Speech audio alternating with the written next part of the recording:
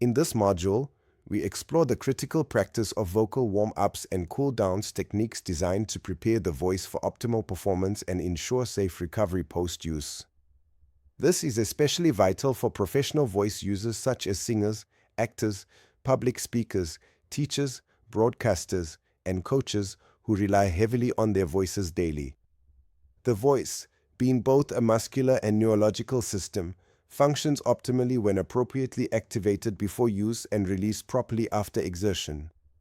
Warming up enhances vocal flexibility, blood flow, neuromuscular coordination, range, breath control, and articulation, while cooling down reduces residual tension, prevents strain, and facilitates recovery.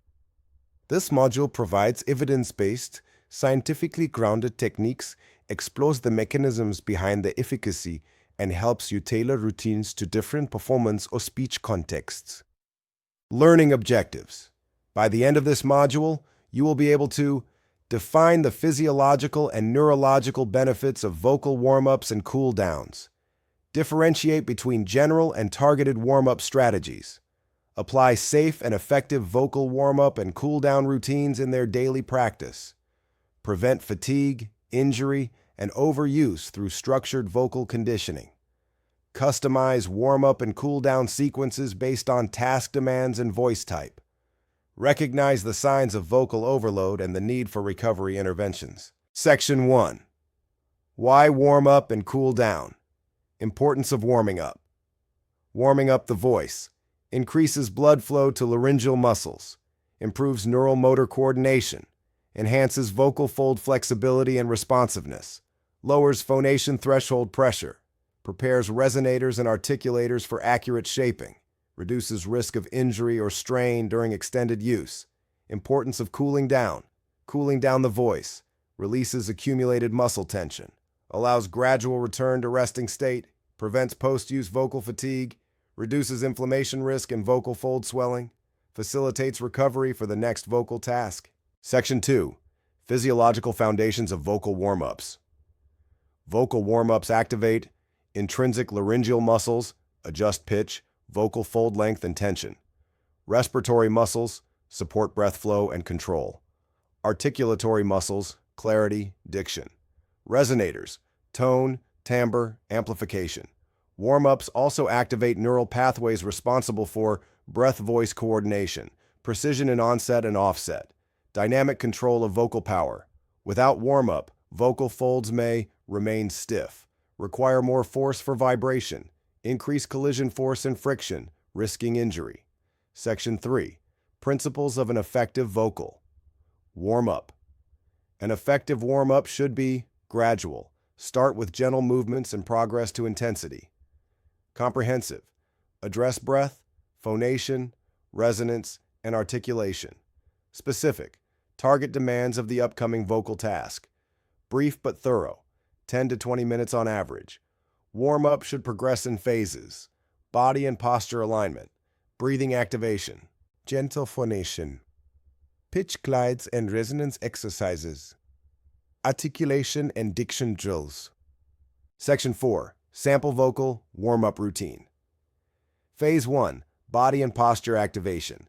Gentle neck and shoulder rolls. Jaw and tongue massage, spine elongation exercises. Phase 2, breath support and flow. Diaphragmatic breathing drills, in through the nose, out on a hiss.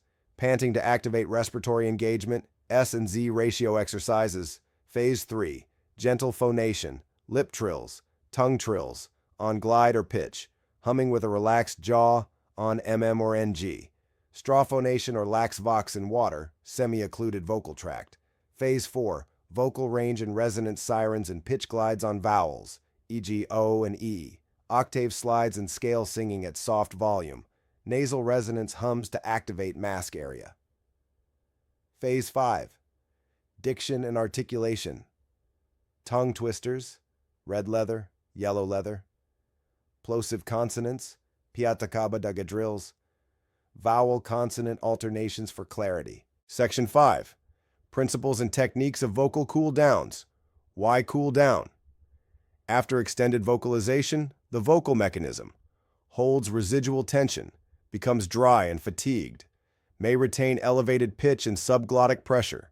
Cool downs help return the voice to baseline state, reduce laryngeal tension, prevent chronic inflammation, encourage tissue recovery.